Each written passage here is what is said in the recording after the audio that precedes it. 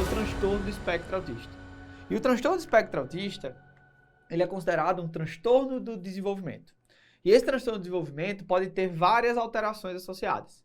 Se a gente pudesse resumir o diagnóstico do TEA, as manifestações clínicas do TEA, a gente traria isso aqui, que está na descrição desse transtorno de desenvolvimento. Então, para a gente pensar em TEA, eu preciso imaginar uma criança com limitações persistentes, tanto na interação quanto na comunicação social, um paciente com comportamentos e ou interesses repetitivos ou restritos, e um paciente com prejuízo nas atividades lúdicas e imaginativas. Esse tema está sendo tão importante, pessoal, nas provas, mas também no cotidiano, que várias séries, vários filmes, vários personagens em novelas estão sendo utilizados para representar esses pacientes. Como, por exemplo, essa série que está na tela para vocês, Atypical, que traz um adolescente que é um paciente portador de transtorno de espectro autista. Então isso é importante que a gente frise, até para imaginar que esse motivo da maior discussão vem associada a um aumento da prevalência. Só que esse aumento da prevalência, a maior discussão sobre essa patologia, não faz com que o diagnóstico seja na época que eu quero. Porque o nosso interesse é que o diagnóstico ele seja precoce, na tentativa de melhorar o prognóstico do paciente que vai ser submetido a uma terapia também mais precoce. Então, se eu imagino que os quadros sugestivos eles podem estar presentes desde os 12 e 18 meses, existe um atraso muito grande para esse diagnóstico, já que a idade média do diagnóstico é de 4 a 5 anos. Então, o nosso objetivo hoje, com essa discussão, com a discussão em todos os serviços de saúde, é justamente tentar se aproximar do diagnóstico ali próximo dos 12, 18 meses. E aí, pessoal, a gente entende que se está tendo aumento da prevalência, a gente deveria entender as etiologias associadas. E o que a gente sabe hoje é que a etiologia é múltipla, a gente tem vários fatores que podem estar relacionados à ocorrência do TEA e um predomínio no sexo masculino. Inclusive, algumas referências falando de uma relação de 5:1, 4:1, ou seja, 4 meninos ou 5 meninos para cada menina afetada. Etiologia é múltipla, tudo bem. Quais são os 2 fatores mais bem associados ao TEA? Os fatores genéticos, e isso está muito associado, pessoal, à presença de quadros que estão ali naquela mesma família, no mesmo cluster familiar, e também tem fatores ambientais. Então, tudo isso pode estar relacionado a uma maior ocorrência do TEA. Então, a gente pode estar agora tendo maior diagnóstico por causa da idade dos pais que está aumentando, a presença de mudanças na rotina da população, maior exposição a telas. Mas a gente também tem aumento da prevalência porque a gente está pensando mais nesse diagnóstico. Então, o transtorno do espectro autista é muito importante que seja discutido justamente por esse aumento da prevalência que vivenciamos hoje. E aí, para a gente tentar pensar nesse diagnóstico, a gente tem que lembrar das características clínicas. A primeira coisa que vocês vão entender é que a gravidade ela é variável. Então eu posso pegar crianças completamente comprometidas, que são dependentes para todas as suas atividades do cotidiano, e eu posso pegar crianças que têm sua funcionalidade quase completa, quase preservada. Às vezes, pessoal, com inteligência supranormal, só que com problema ali em relação à interação, comunicação social. Então vamos lembrar aqui que fatores podem estar presentes num portador de TEA. A primeira característica que pode estar presente é a limitação na interação social. Como a gente pode observar através de um baixo contato ocular e deficiência no olhar sustentado, ou seja, ele não mantém aquele olhar, aquela conversa olho a olho. É um paciente que demonstra maior interesse por objetos do que por pessoas. É um paciente que tem dificuldade de manter relacionamentos. Além, de você ter também uma falta de reciprocidade socioemocional. Então lembra aqui, de outro personagem de série. Lembra lá de Sheldon Cooper, The Big Bang Theory? Ele tinha, uma reciprocidade socioemocional muito prejudicada. Seja com seus companheiros de prédio, seja com seus companheiros de trabalho, seja também até com sua namorada. Então essa reciprocidade socioemocional, ela é ausente, ela é pouco desenvolvida no transtorno do espectro autista. Outra característica também, pessoal, é a dificuldade de linguagem. Então é uma criança que pode não se voltar para sons, ruídos e vozes do ambiente. Às vezes, quando tem esses ruídos, ele fica disfuncional, ele tem uma reação exacerbada à presença desses ruídos.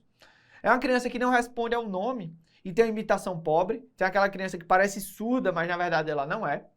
Tem um paciente que tem uma comunicação verbal e não verbal deficitária. E às vezes, pessoal, ela tem uma compreensão literal. E é uma compreensão literal mesmo, ela não entende nada no sentido figurativo. A gente ainda tem também a presença de interesses repetitivos ou restritos. Tem aquele paciente que só fala sobre dinossauro, que só se interessa sobre dinossauro. É aquele paciente que só se interessa por jogos online. Aquele paciente que quando pega um objeto, ele brinca da sua maneira peculiar. Ele não brinca com a função normal do boneco, com a função normal do carrinho. Ele fica girando o objeto. Então essas características podem nos denotar um transtorno do espectro autista. A gente não pode esquecer também a adesão a rotinas e rituais, e às vezes de forma inflexível. Quando acontece um desvio da sua rotina, meu paciente fica completamente disfuncional. E a gente também não pode esquecer da presença de movimentos estereotipados, o que nós chamamos de maneirismos. Então são pacientes, por exemplo, que chacoalham a cabeça, que batem a cabeça na parede, pacientes que chacoalham a mão, pacientes que andam na ponta de pé. Então essas características podem estar presentes, de novo, de forma isolada, mas também podem estar presentes de forma global. Para você que vai fazer prova, o que é importante? Lembrar dos pacientes com mais do que uma dessas características, como nós vamos ver no diagnóstico desse paciente. Então lá na prova o quadro é florido, pessoal. Florido. Só que vamos lá colocar um assunto, digamos assim, que seria mais difícil para você na prova. É o que nós chamamos de características mais precoces, ou seja, aquilo que se apresenta de uma forma precoce, que pode passar desapercebido, mas que você, que está bem preparado, deveria perceber na hora de fazer uma questão, na hora de atender um paciente desse. E de novo, ó, olha aqui, outro exemplo de série com um paciente que tem transtorno do espectro autista. Olha aqui, ó, The Good Doctor. Aquele médico que tem um transtorno do espectro autista, que facilita seu trabalho, mas às vezes também atrapalha. Até porque a inteligência dele é muito grande e as pessoas às vezes não entendem.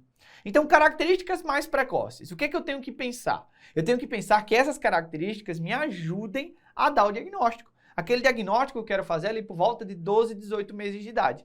A gente lembra vocês, por exemplo, de anormalidades do desenvolvimento motor podem estar associadas ao TEA, tá? E a gente lembra vocês que essas anormalidades de desenvolvimento motor podem estar presentes, mas o mais comum é que a gente tenha as relações sociais prejudicadas. Então eu posso ter um afeto negativo, então aquela criança que não tem sorriso social, aquela criança que não fica feliz quando os pais, eles fazem alguma atividade que outras crianças gostam.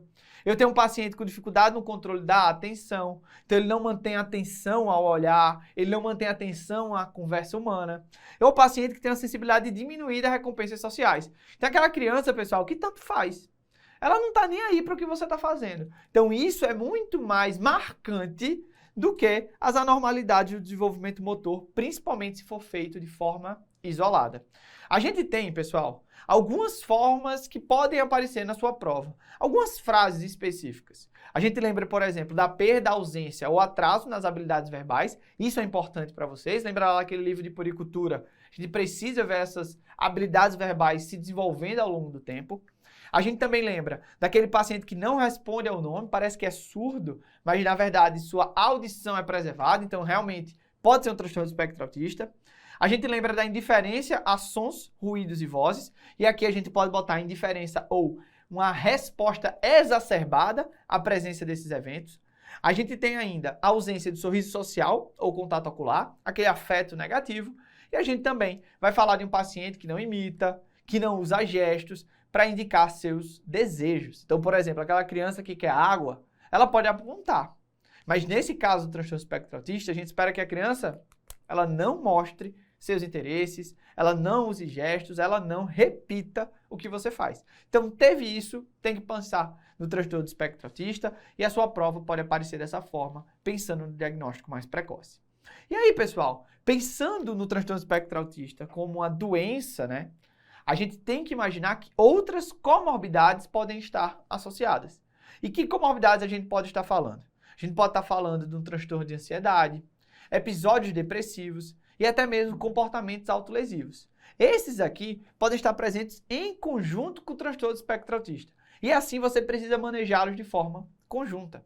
A gente ainda tem também a presença do TDAH em quase 74% dos pacientes. E eu também posso estar associado à deficiência intelectual, o que vai prejudicar ainda a sua independência futura. A gente não pode esquecer de doenças genéticas que estão muito relacionadas ao TEA. Então, por exemplo, a síndrome do X frágil, a esclerose tuberosa, que é uma doença neurocutânea, ou até mesmo a síndrome de Williams, aquela síndrome da criança feliz. Então, se eu tenho essas doenças genéticas, a possibilidade de ter um transtorno do espectro autista aumenta. A gente também fala de transtornos gastrointestinais, os quais estão presentes em quase todos os pacientes. A gente fala ali de aproximadamente 90%. Então, pacientes com restrições alimentares, pacientes com hipersensibilidade oral, pacientes com constipação. E notem que alterações alimentares estão sim também bastante presentes nesses pacientes. A gente fala ainda de epilepsia em 1/4 dos pacientes e também de distúrbios do sono, o que pode atrapalhar aquela tão bonita funcionalidade que a gente vai perseguir para esses pacientes. E a gente também tem que lembrar do comprometimento motor, como dispraxia, alterações de marcha ou alterações motoras finas, que também vão poder atrapalhar na funcionalidade dessa criança. Aí, pessoal, a gente tem que lembrar que tem uma síndrome chamada síndrome de Asperger que está dentro do espectro do transtorno do espectro autista. Felipe, por que isso é importante? Porque existem peculiaridades dessa síndrome que mudam um pouquinho do que nós estamos acostumados a esperar do TEA. Que características são essas? É a ausência de prejuízo da linguagem verbal e a cognição estar preservada. Como essas características não são o protótipo do TEA, a gente vai ter um atraso do diagnóstico. Então, o paciente com síndrome de Asperger, por causa da cognição que é preservada, da ausência do prejuízo da linguagem verbal, a gente tem um atraso do diagnóstico que a gente pensa menos, a gente demora mais para pensar. Felipe, mas espera aí. Se o transtorno do espectro autista ele é marcado por uma linguagem verbal e não verbal prejudicada, por que ele é considerado um TEA? Porque enquanto a linguagem verbal está preservada, nós temos o comprometimento da linguagem outra. Como assim? Da linguagem não verbal, que meu paciente não consegue utilizar. O entendimento da linguagem associada aos momentos em que elas são aplicadas. Então, por exemplo, o sentido implícito da mensagem, o sentido figurativo da mensagem. Às vezes, pessoal, uma ausência de traquejo em determinados ambientes. Então, a gente espera que essa criança com síndrome de Asperger, ela aborde pessoas de forma inapropriada, então não habitual àquela situação. Então, a criança que não sabe, pessoal, diferenciar momentos de felicidade, momentos de tristeza, momentos de entender a entonação na voz daquela outra pessoa. Às vezes a gente entende que esse paciente com síndrome de Asperger se comunica de uma forma excêntrica, uma forma, digamos assim, única para aquela situação. É um paciente que não entende linguagem figurativa, linguagem implícita, e isso pode trazer problemas na interação social. Então notem que a síndrome de Asperger, apesar de não ter atraso no desenvolvimento da linguagem verbal, não ter esse prejuízo, ela tem prejuízo da linguagem. Uma linguagem não verbal, uma linguagem de entendimento.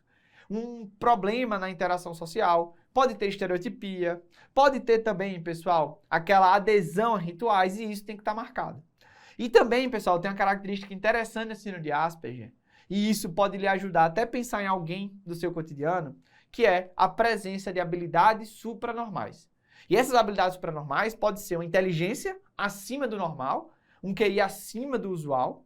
A gente pode ter pacientes que para determinados assuntos são muito inteligentes, por exemplo, sabe tudo sobre dinossauro, sabe tudo sobre aviões, sabe tudo sobre computador, jogos, e isso é muito importante, que são habilidades supranormais. Então a síndrome de Asperger é marcada por isso. Então, sabendo das características habituais do TEA e também da síndrome de Asperger, a gente já pode partir para o diagnóstico. Então, o diagnóstico do TEA, ele é clínico, sem necessidade de exames complementares. Pensando no diagnóstico precoce, tanto a Sociedade Brasileira quanto a Sociedade Americana de Pediatria recomendam triagem entre 18 e 24 meses de idade para transtorno de espectro autista, independente de ter ou não sintomas sugestivos. As escalas utilizadas, as escalas recomendadas, elas precisam ser bem dimensionadas, fáceis de aplicação e por isso podem ser aplicadas por pediatras, por outros médicos, outros profissionais de saúde e até mesmo professores. O Ministério da Saúde, nesse mesmo pensamento de tentar dar um diagnóstico mais precoce, e baseado na Lei 13.438 de 2017, tornou obrigatório a triagem de todas as crianças até 18 meses para transtornos do desenvolvimento, principalmente do TEA. E qual é a escala mais utilizada nesse, digamos assim, ambiente, nesse contexto? É o MCHAT. Então, triagem para TEA MCHAT. As dimensões avaliadas são as mesmas dimensões que a gente já conversou. Então, eu vou avaliar a interação social recíproca, eu vou orientar, em relação às comunicações e às linguagens que esse paciente tem ou não tem, e também avaliar os interesses restritos, comportamentos repetitivos e as estereotipias, os comportamentos estereotipados. Então, essas dimensões são utilizadas no MCHAT e dão uma boa base para a gente pensar no diagnóstico. E aí, pessoal, para eu dar o diagnóstico, a gente aqui no médico residente utiliza o mnemônico, o Cooper. Como é que eu lembro disso, Sheldon Cooper, um baluarte entre os personagens que tem transtorno do espectro autista, ele vai ser utilizado para dar o diagnóstico. Cooper. O COO é para você lembrar de comunicação social, que é deficitária. O P é de prejuízo na linguagem e na interação social. O E, estereotipias. E o R, restrição e repetição, tanto de comportamentos, mas também de interesses. Então, lembrando aqui do Cooper, eu lembro das características clínicas do transtorno espectro autista e consigo chegar ao diagnóstico. Felipe, eu preciso ter todos esses para lembrar de TEA? Não, pessoal. Eu posso ter 2, eu posso ter 3, mas você tem que lembrar de afastar outros diagnósticos. E por isso que não basta você pensar em TEA, você também tem que saber os diagnósticos diferenciais. Um dos principais diagnósticos diferenciais, principalmente em crianças pequenas, é o déficit auditivo. Então, déficit auditivo, principalmente aquele paciente que não adquiriu linguagem, aquele paciente que não atende pelo nome, a gente tem que pensar em déficit auditivo. Por isso que todos os pacientes que têm atraso na fala, mesmo que tenham outras características de TEA, você precisa ter uma avaliação auditiva. É fundamental. Porque se eu tenho um déficit auditivo, eu posso ter um problema na interação social, um problema na linguagem decorrente desse déficit. Então, eu corrijo o déficit e reavalio o meu paciente posteriormente. Entre os diagnósticos diferenciais, eu também tenho o transtorno oposicional desafiante. E aqui, nesse caso, é um paciente, pessoal, que vai ter autoagressividade, vai ter heteroagressividade, que pode estar presente no TEA. A gente tem que lembrar dos transtornos de linguagem. Então, são transtornos específicos. Então, é um paciente que tem um transtorno de linguagem verbal. Então, ele vai ter um não verbal preservado, interação social preservada, não tem estereotipia. Então, tem que imaginar isso. Eu também tenho que fazer diagnóstico diferencial com TDAH, que é o nosso próximo tema aqui da aula, aquela criança hiperativa, aquela criança desatenta. Temos que lembrar também do transtorno obsessivo compulsivo, o TOC. Aqui nessa doença a gente tem as estereotipias. Só que a gente não tem, por exemplo, déficit da interação social, eu não tenho problema de comunicação. Então notem que o TOC é só as estereotipias que entram no diagnóstico diferencial. Outra doença que a gente tem que parar, pessoal, para falar um pouco é a deficiência intelectual. Então, a gente tem vários graus de cefalopatia crônica não progressiva, por exemplo, porque é a mais comum, e que a gente pode ter deficiências intelectuais graves e não tão graves. As graves, infelizmente, vai ser difícil você dar um diagnóstico de TEA puro. Só que no caso da deficiência intelectual leve, você pode sim ter prejuízo de interação social, você pode ter prejuízo na comunicação. Só que a diferença para o TEA qual é? É que na deficiência intelectual, o meu paciente, mesmo que seja até aquele que é muito acometido, ele vai gradativamente melhorando. Então, ao longo do tempo, mesmo que seja de forma lenta, ele vai melhorando a comunicação, seja verbal ou não verbal, e também melhora a sua interação social. No TEA, não. Se você não faz a abordagem adequada, precoce, ele vai piorar essa interação social, ele vai piorar a sua funcionalidade. Por isso que é tão interessante fazer esse diagnóstico diferencial. A gente também tem que fazer diagnóstico diferencial com esquizofrenia. Só que esse aqui, digamos, é um pouco mais fácil. Porque enquanto TEA, a gente tem manifestações clínicas precoces e que, se não abordadas do ponto de vista de sociabilidade e de comunicação, vão piorando, na esquizofrenia é o contrário.